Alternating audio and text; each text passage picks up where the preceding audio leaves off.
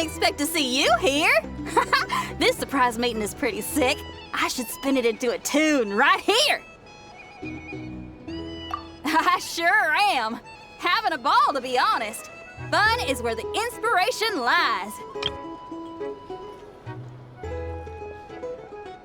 Most of my songs might be about rebellion and breaking down prejudices and all that, but that doesn't mean I have to beat a serious rhythm all the time. Too much of a downer really ruins the feel of a song. You gotta keep it bright sometimes, you know? You gotta relax and recharge. That way, you'll be ready to kill it when it's time to perform. I guess I'm hoping for some sort of unexpected breakthrough? I've been so focused on writing new material, but everything I come up with feels old and stale. I need something new. So I decided to take a holiday to try escaping this prison I've built for myself. My last stop was Fontaine, where I saw a magazine with some photos of Nod-Krai. It got my creative juices flowing, and I was itching to find out more. Well, after looking into it, it turns out the whole atmosphere and way of thinking out here are like nothing I've encountered before. There's some group called the Frost Moon Scions who lean into some pretty far-out instrumentation. So I was thinking, maybe I could take some inspiration from the local folk scene and incorporate it into my own music. Sure! I want to try adding a few flutes and keys, plus some of the more out-there melodic phrasing. Obviously, I can't just flip genres completely. Still gotta keep the core lyrical and musical themes intact. Anyway, when I got to Nasha Town, I bumped my guitar case on some corrugated iron, and it made this really funky sound. I got this sudden flash of inspiration. I shouldn't just be looking for new instruments to improve my music. I should be trying to enhance my guitar's timbre too.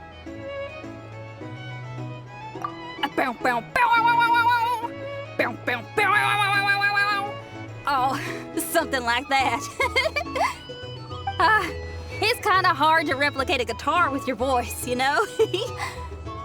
Basically, I'm going for something punchy, compact, clean, and absolutely savage. If I could modify my guitar's acoustics, ramp up the compression, and add a second sound hole to boost the lower end frequencies, oh, I think I can get a sharper, more metallic sound. Thanks for the support. Oh man, my motivation's like a double bass drum going at 200 BPM right now. Give me a bit to play around with this and hammer out the kinks. I'll invite you to the official unveiling of my breakthrough sound soon enough.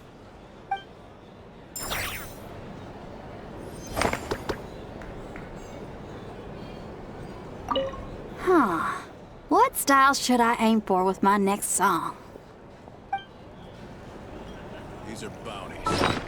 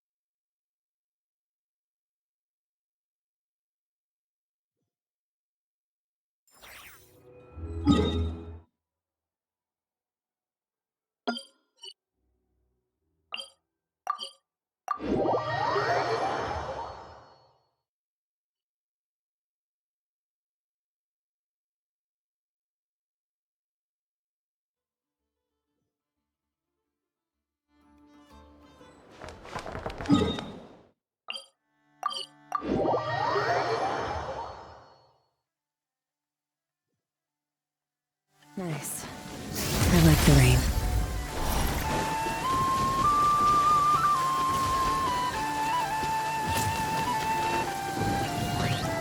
Fearless.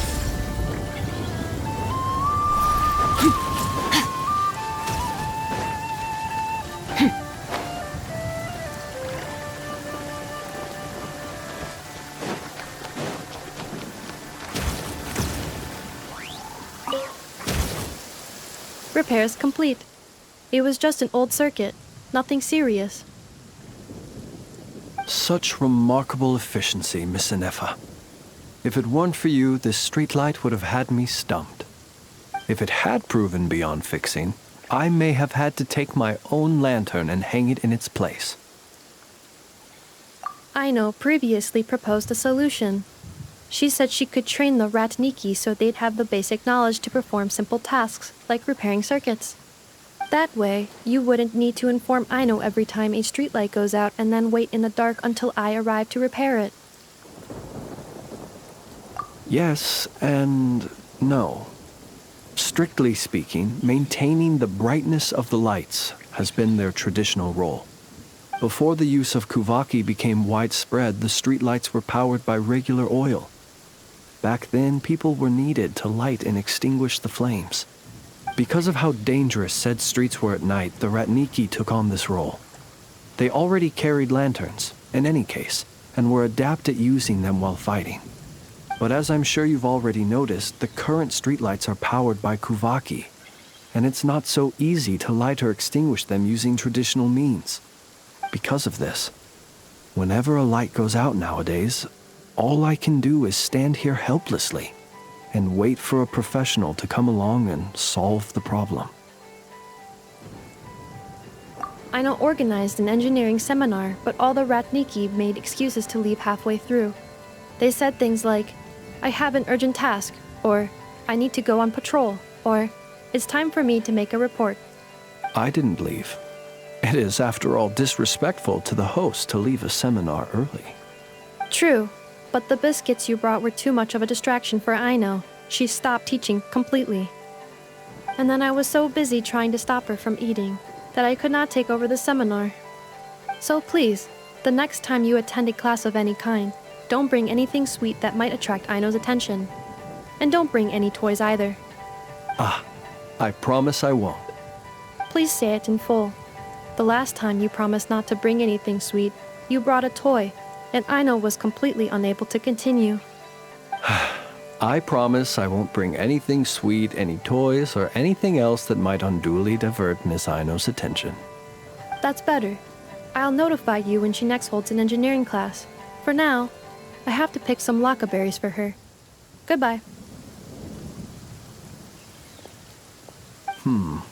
Traveler, do you know of anything else besides sweet treats, toys, and small fluffy animals that might keep Miss Aino quiet for a while? Half an hour shall suffice.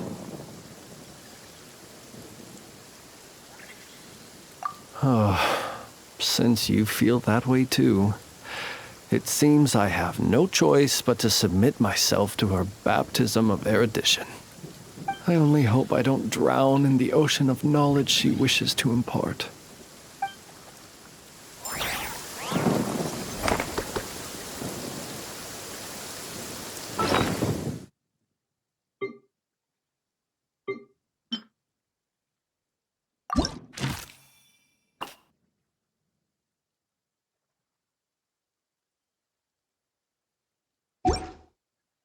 All things come to an end, even time itself.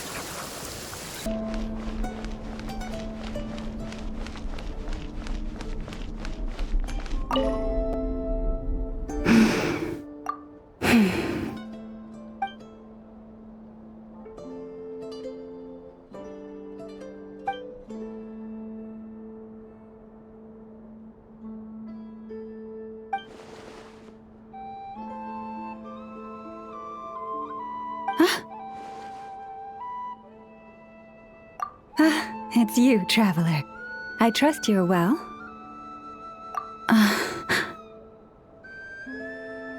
No, that's not it at all. It's just, my antlers are quite heavy. I almost toppled over. It gave me quite a shock. Indeed it does. As you've seen, my antlers are bigger than everyone else's. It can get quite exhausting whenever I have to walk long distances, which is why I try to find the time to come here and rest whenever I can. I fear I must have nodded off this time, however. I'm afraid nothing much helps beyond finding somewhere to sit down every now and then and taking a rest. Miss Aino once offered to produce a mechanical device that would help support my neck and antlers. While I was grateful, it didn't seem to be entirely... how should I put it? Yes, that's a fine choice of word. Someone in my role needs to maintain a certain image. As Moon Chanter of the Frost Moon Scions, it would be unseemly to appear in public with a machine around my neck. Indeed.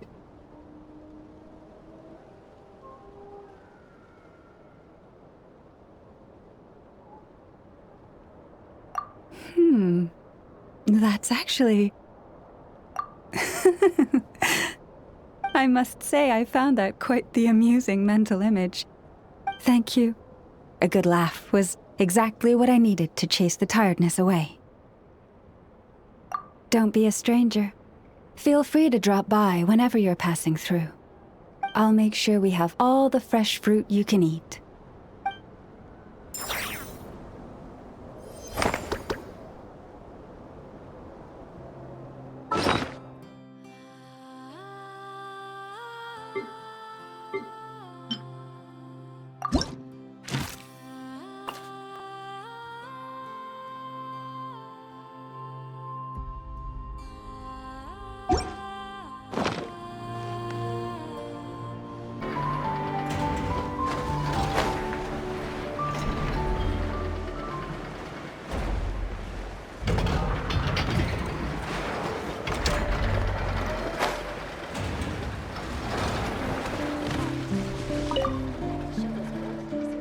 Little dearie, you gotta eat your breakfast, or you're never gonna grow up big and strong.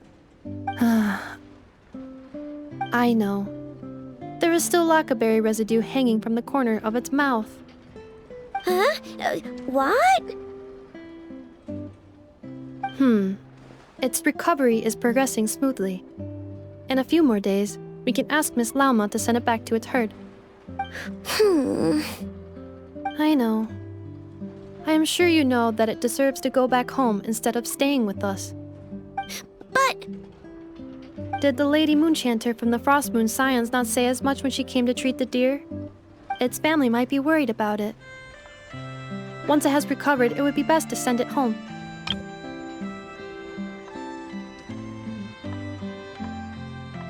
I know, but, you know, it obviously hasn't recovered yet. Does your leg still hurt? Do you want to go home? I know. Didn't the Lady Moonchanter promise us that she would come and pick up the deer? When the time comes, let's ask her to listen to what the deer has to say again.